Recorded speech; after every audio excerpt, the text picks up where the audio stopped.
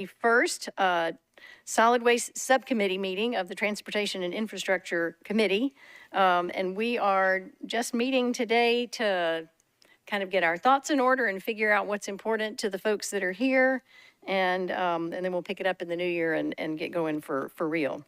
So with that, I would like to recognize Director Thurman in the back, who's going to speak to us later. We got two things we'd like to get out of the way, but I would like to at least acknowledge your presence. And then Jen Harmon, who is the, correct me if I say this, Director of the Zero Waste Division, anyway, very involved in the Zero Waste Division, so we'll call her that. So appreciate y'all both being here, and we will direct our questions to you shortly. I have lots of ideas about why I think this subcommittee is needed. Garbage is one of those things that no one thinks about. The official title is municipal solid waste, but nobody thinks about it until it doesn't get picked up, and then we know. Most of us have experienced what happens when it doesn't get picked up. So we're excited to have a new director who's done a lot of thinking about the route piece of it. I would like for us also to be thinking about the where it goes once it gets picked up piece of it, because that's the other important part of it. And then just as importantly, the waste reduction piece of it on the front end and how we can be a part of that. So with that, rather than throw out all my thoughts, I would like to acknowledge the chair of the Transportation Infrastructure Subcommittee and offer you the opportunity to sort of kick off a little bit of brainstorming on what other people would like to see this committee do, as I'll wrap up and throw my thoughts out there as well. So, Chairman, can you, yes. Awesome. Well, yeah, so I'm Councilmember Sean Parker. And thank you, Councilmember Allen, for agreeing to lead this solid waste subcommittee. I think district council members know that this is an incredibly important issue. I think all council members know this is an incredibly important issue, but with some of the challenges we faced in the last term, I think many of us learned firsthand what it means to our communities when this particular function is not working well. And we had some really impressive response to the situations that emerged in the last few years from Metro Water as they were kind of shepherding the solid waste function for a while. But I'm very excited to have a dedicated emerging department. I'm not sure what the exact status of it is right now, but that's the direction we're certainly moving in. We've hired the new director, and I think we're going to get some staffing updates from them. So it's an exciting time in this space for Nashville. You know, I'll start, and I don't know exactly what this committee goals section. You know, one idea that I've had is for sort of the customer-facing experience of being a customer of Metro Solid Waste. A lot of folks will report to Hub or reach out to me that their trash has been missed, and sometimes it is a genuine miss. Sometimes there's a routing issue that needs to be worked out. Sometimes it just, you know, things happen and something has happened. But right now, sometimes maybe their waste is not in compliance. It's not something that can be picked up. So you go by and you look, and they've got some old gutters poking up out of the trash can, or, you know, bagged garbage in the recycling, or yard clippings or something of that nature that's causing it to not be picked up. But right now, to my knowledge, there's no kind of feedback loop to the customer to say, hey, we came by, we opened your can, and here's why we couldn't take it. So I've been advocating for some kind of tagging, ticketing system, just so folks know, hey, we came by, and here's why we weren't able to take this garbage. Because if folks don't know to go look up what's allowed and then figure out that, oh, the little bit of yard clippings I put in there were enough, or whatever the reason is, folks can feel like they're just being missed. And if folks are, you know, getting missed, but we're going by and checking on it and finding it's out of compliance, I'd really love to find a way for them to get that feedback. So I think operationally, just in discussions with water and now the new division, new department, it seems like recycling might be the easiest place to first implement that, because we do all the recycling pickup. If folks don't know, Metro, we don't contract that out, whereas with the waste collection, that is a number of different contractors and whatnot. So, pushing out like new operational stuff in that space is a little more challenging. It's certainly doable, but I've kind of advocated for maybe starting with recycling so that folks are getting a notice as to like why this can of recycling was not picked up if it's not picked up.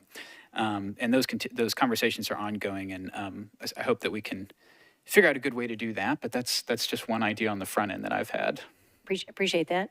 Other thoughts? And I will acknowledge people as you raise your hands if you do want to speak. I don't have the fancy thing, so pushing your buttons obviously is not an option. So if y'all have burning thoughts, if not, I will start on my list and see what they trigger. Acknowledging Mary Peoples, who has served as our liaison. We appreciate you being here. Thank you. Part of the big picture on waste, both collection and disposal, is picking up it efficiently and getting it to someplace. As we know, our options for where we can take it are somewhat limited and so often shrinking, and becoming farther and farther away, which means that they are becoming more and more expensive. And currently, that is all included in your property taxes. And so people are currently of the mindset that it's free. And there's no motivation to be thoughtful about what actually gets thrown away. I'm hoping that as part of the education, in addition to, what got thrown away that shouldn't, or why did your recycling not get picked up, kind of the whole education of why we need to be thoughtful about this and how we can work harder both to reduce and reuse and all those buzzwords that we know. And that this committee can serve both in concert with the Sustainability Committee that is also looking at issues like this, and then as a subset of the Infrastructure Committee, just to have a special focus as this division begins to look at ways that we can begin to implement or refine and then implement the solid waste master plan that was put in place several years ago. One of the things I'd like to do is just to let this council body become educated on what that was, what we decided several years ago, maybe what the updates may come along that we need to think about, and sort of what first steps are and how we can help support that to happen. I think recycling is an important piece of that. Construction and demolition waste is an important piece of that, and composting is an important piece. And we've got some great pilots happening in all those areas that I would love for us to be particularly focused on how do we scale those up countywide. So that's what I would love to see us just be thoughtful on and try to help move some of those pieces along as we support this department. And then as it gets said, coordinate with the Sustainability Committee, which is also looking at this, among other things. But there's no other group that's uniquely focused on this. And for those of us that realize how it's important it is, I think that's a good thing for us to do. Councilmember Bradford, let me find you. You're recognized. Thank you, Chair. So I appreciate you recognizing me, even though I'm not on transportation infrastructure. One thought I have about this is, as far as this committee, you're mentioning there's already a sustainability committee as well. We've got this subcommittee. Maybe from an efficiency standpoint, we look at, similarly like we did with COVID-19 ARP funds with the East Bank Committee, maybe having a standalone committee of members of transportation infrastructure, other council members of that sustainability committee, so that instead of having two separate groups looking at issues, brainstorming, we can all sit at the same table and be more efficient about what we're discussing and how we're going to go through with this. Also, I kind of want to know where we're at with, we know construction debris, construction waste is outside of biological waste is our biggest contributor to landfill. We had legislation last term that we were kind of looking at diverting some of that. Where are we at with that? Is that something that we can keep pushing? Because unless we can send to the landfills, it's going to be better. And that kind of ties in with what you mentioned with recycling. Exactly. Good point. And that's a complicated issue. As you mentioned, we did have legislation. It was just not quite the right time to bring that forward. And I would love to see that one come back as well, if we can do that in a thoughtful way. And that's why, to me, it's important to have this group that will be focusing on those types of issues. So you raise a really valid point. We don't want to be duplicative, and we don't want to create more work. But I think that there's a role for us to meet on a less frequent basis than the Transportation Infrastructure Committee is meeting. Perhaps just to be a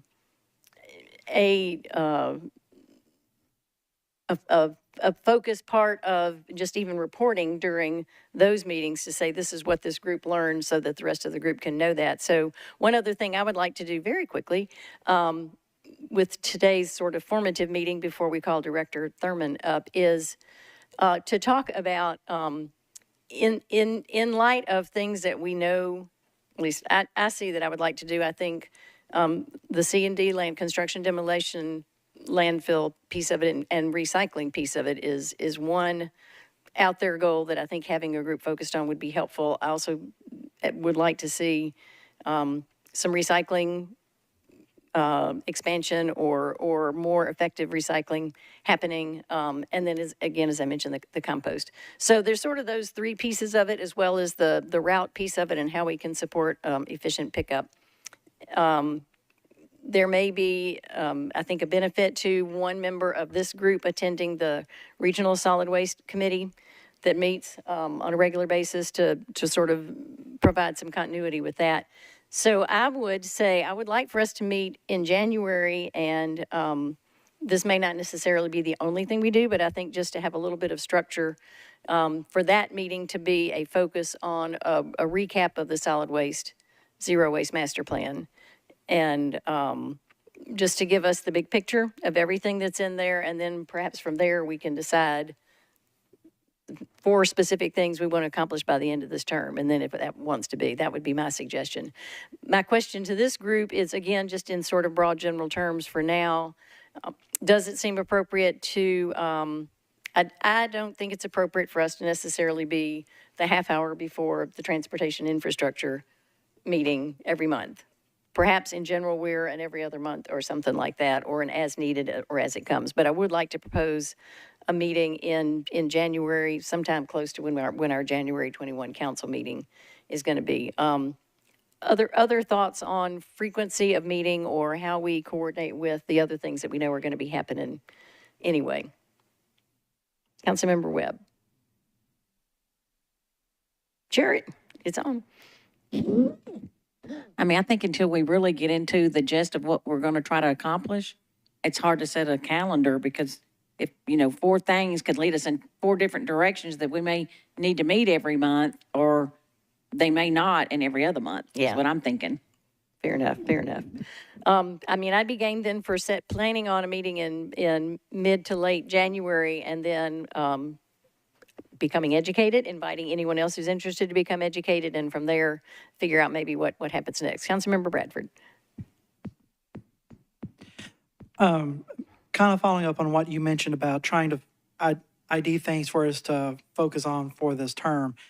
And this may come up next month when we review the master plan and zero, but I think it's great if we can identify a couple of things to work on for the rest of this term, but I also think it's also important that we try to identify some low-hanging fruit and other things that we can maybe say, well, here are a couple of things that we can actually get done this year. Or here's some things that we can get done within the year and a half, instead of saying, because we've got 3 years left in this term, and to say we're only going to do 4 things over 3 years when we've got this massive mountain ahead of us. I think let's review the master plan, the vision, the waste zero, and see if there's small items out there that we can go ahead and pick away at. And so that we can say, in 6 months, this is what we've been able to kind of identify and fix. Agreed. And I think that's an excellent suggestion. Okay, other thoughts. So date in January, just one quick question. Is it better to attach this to existing meetings that are happening anyway, or to try to find another time when nobody's got other meetings? Any general thoughts on that? Councilmember Cash. I think the latter, if there's, I'm assuming that at least at the beginning, it's not going to be scheduled like most of the other standing committees where it's based on legislation, that the committee needs to review legislation for the full meeting, right? And I'm assuming that at the beginning, it's not going to be that. So I think it should be kind of separate from those others. Especially if, we're going to be brainstorming and kind of talking without the same parameters of going through pieces of legislation, that we can kind of figure out how long it'll take to do that in a half hour to an hour or whatever. So I kind of trust you to schedule, and then with the discussion of the committee to schedule based on what you think like if it's something that you don't want to just talk about in 30 minutes, then it doesn't make sense to put it right before this committee. And I think in the beginning, to get more ideas and more breadth, you might want not to have that limited, we got to get this done in 30 minutes. Yeah, So, no, I think that's true. and then maybe later on in a year or so, when there's legislation coming through, it makes sense to rethink it, if that makes sense. I think that makes sense. Other comments or thoughts? If not, I would like to invite Director Thurman up. We do have another committee starting at 4, but I hope I've given you enough time to tell us sort of how exciting it is to have a new, I think a division is probably the correct word at this point, but we are working towards having an honest to goodness department of solid waste, and we're so glad that you're here to lead this thing and make it happen. So I think I have got your mic is hot. Okay. I appreciate the opportunity to be here today and kind of bring you up to speed. Appreciate the opportunity to come to Nashville and do this job, because you don't get the opportunity to actually build something in your career. A lot of times you just inherit something, and this is pretty exciting. It's exciting for our staff and for everybody that's just, we're kind of bringing on board in these key positions. As you know, I started on September 1st, so I think I've got a little bit over 90 days into the job, and we've actually done a lot. So, I was updating the mayor the week of Thanksgiving, and I was like, wow, when I committed that down to a report, I was pretty amazed about that. But in October 1st, we hired the Assistant Director, Eugene McKinney. And then on November the 18th, we hired our HR Manager, Patricia Reed. And then we just hired our finance manager on December 2nd, and that's Jessica Dillard, or goes by Jessie Dillard. So these are the critical hires that you ought to budgeted for. So that I feel pretty good that we got that part done as far as getting that structure. When you think about it in terms of a department, there's a lot of structure that has to take place. So right now, we were under the umbrella of water, and Director Potter has been very generous with his staffing resources, and everybody's been very helpful to us as far as bringing everybody up to speed about governmental processes and the how-to and how to get things done. So that's been very helpful. So the big thing right now, our folks are doing a lot of onboarding and sitting with some of their folks, especially in finance, because, obviously we trying to get through capital spending. I think I had my first capital spending meeting, I think my second week on the job. And also the second week on the job, I went to the region council, the Solid Waste Region Council. So I've spent a lot of time in those 90 days, I guess basically what you would call getting under the hood, because you can't fix or kind of build on something if you don't know if you have a solid foundation or a structure. And so the first thing, hearing about the vehicle situation and trying to figure out, okay, do we have enough vehicles to do the job?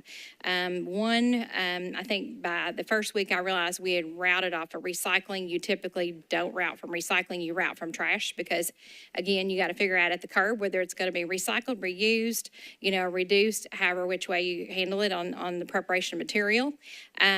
And so in knowing that, and then our folks didn't have radios or anything, there was no way to communicate with them out in the field. So again, it was getting under the hoods. Do they have the resources they need to do their job?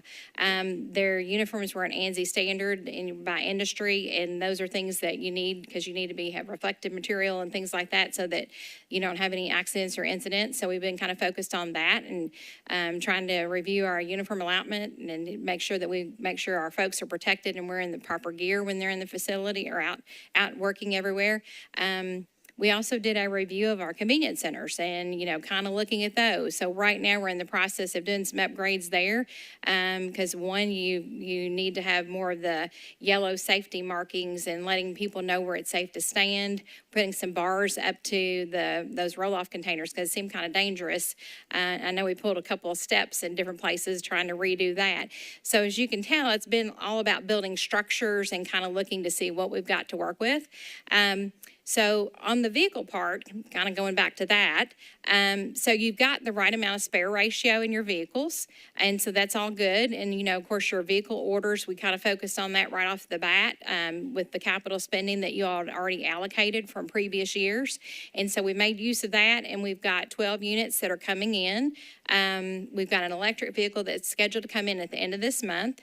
And then we also have, I think, 5 more units that are scheduled by February, and then the remaining grouping should be here by May. So, you know, as far as age of fleet and spare ratios, which is usually 2 to 3 units for every vehicle type, we're sitting in good shape on that end. And so then the next thing, in looking at those routes, our guys were only doing basically 600 stops on those recycling things, and you're every other week. Now, I do know that looking at the A-B week is kind of how they've got it set up. On that, there's going to have to be some rebalancing that occurs because there's about a 30,000 household difference between those weeks. And I think that's probably over time infill and redevelopment that happens. So those are things that will take some tweaking.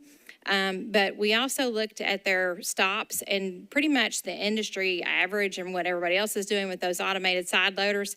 And I think probably since the 90s they've been doing that, actually from some things that I've seen in some earlier reports. But they're 1,200 stops. So we started in October moving our folks to 1,200 stops on those automated side loaders. And so then we ended up with about 12 more additional staff members when you do that, drivers. So that we were kind of looking, we're like, okay, we've got the right amount of resources. So we had some of your contracts coming up for the refuse. One, the platform routes were out and up for renewal, or, you know, we could take those on, and that came up in November. So we just recently started with the platform routes of the trash routes. So our folks are doing those, and we started that the first week of December. So those additional folks that we had when we turned around and optimized our routes, put those up at 1,200, we're now doing those trash routes on those. And we're also scheduled to take the waste industry routes that were coming up for renewal at the end of this month. So the platform, we're into basically the second week, full week, I guess, on those. So you're going to see an uptick in misses, things like that. What we're realizing through that is we're working off of old maps. So right now we are working with IT and trying to get some, you know, updated information on that. I think our maps might be close to 5-6 years old. So, you know, obviously there's a lot of things that have changed in that time period. So our folks have found themselves on different streets, and we're like, oh, there's waste management on that street. So again, just kind of bear with us and be patient if you can on that. And again, we're just trying to look at our ratios of where things are set out. We are also kind of in the process of working with Routeware to get onboarded to that system. It seems like it's kind of taken a little bit longer, but, you know, again, we will have an implementation schedule in the next few months on that. Our staff right now is to get them kind of, I guess, streamlined as an operation along those lines. We have a dispatch operation that we have established, so we've got folks doing a check-in, check-out process and guaranteeing that they're doing those DOT checks that they're supposed to do pre and post-trip before we send them out. And so that's just kind of getting them lined up when all the other pieces come into play. And we also had a time to do a time and motion study to see what our set out rate was for our recycle. So it's running about, 42% on your set out rate for folks that are putting that out. So the other thing that I think I realized week 2 on the job, going to that region council meeting, is from an infrastructure standpoint, it's not just capacity issues that's going on here, that we all kind of are aware of those, but on the recycling side, you've got a contract with Waste Management, and you're only doing 1s and 2s plastic because that's all their plant can process. So what 1s and 2 plastics involve, that's just basically bottles and jugs. The industry has kind of moved on past that. I know for the city of Lexington, Kentucky, lucky. We had a regional MRF. It was something the city owned, and we had affiliate agreements with surrounding counties. So we all got lifted by processing material. And so we were doing 3 through 7s, and recently had picked up a grant through the Swiffer grant process with the EPA to do polypropylenes. So, you know, that's one of the challenging things when you're talking about moving the needle is you may be thinking because it's got a recycling symbol that, yeah, it's a recyclable, but that's not in actuality what happens. So when it goes to that processing center, they're only doing those 1s and 2s. So those other things are probably getting chucked at this point. So that's another thing to keep in mind. So I think that if there's a message about any of this is like, you know, we've got to really commit some resources to building out infrastructure here on those things to make everything possible and viable. And in talking about your convenience centers, they do make good locations when you're talking about they're source separated on your material, but you can't really market those right now because you've got an exclusive agreement with Waste Management. So, you know, those are some of the things, some low-hanging fruit when you want to talk about that. We've noticed that like the electronics that are at the convenience centers, we had some of the folks bring them into our facilities because our assistant director and myself both had done like basically a repurpose of, you know, your electronics. So we're looking to kind of start something like that. In Lexington, how it works is you've got those 501c3 groups that, you know, rely on the city for a lot of resources and things like that, you know, whether it's setting somebody up in a home or whatever. You know, a lot of times people, I mean, we're pretty much a disposable society. So, you know, you get the new TV and you got the old TV sitting there. So it ends up at the electronic facility. And those are good things that, like, if somebody's starting out trying to rebuild their life, you know, that's an opportunity for them to come to our center and maybe get something like that. So that's a program that I could see that we can kind of evolve into getting that going. And basically, they have a once-a-month shop day in Lexington, and then those are just less things that we have to ship out, so it saves us on that end as well. So that's something that's a really good thing I think would be easy to implement. Great. Also, I've kind of noticed another thing, too, is that you all have a we have, as far as vehicles, we have a number of roll-off vehicles, and we have a number of containers. So one of the things that Lexington does is they do a loan-a-box program for people who are working on their homes and that kind of thing, and you rent out that box, and, you know, then it makes it something like, for example, when you're talking about C&D, then we could ensure that it went to the right place as far as recycling that, you know, if we had that program going. So staff-wise, you know, we might have to beef up a little bit on that end, but we do have the resources to be able to do that already, and that's revenue generating. And those have been very popular programs. I hate to cut you short, but I've got the chair of Transportation and Infrastructure reminding me that his committee's supposed to start shortly. So, but it's exciting to know how much is going on, and I get the feeling there's lots more that we could hear about. So I would invite y'all back in January. We'll set that date and let you know.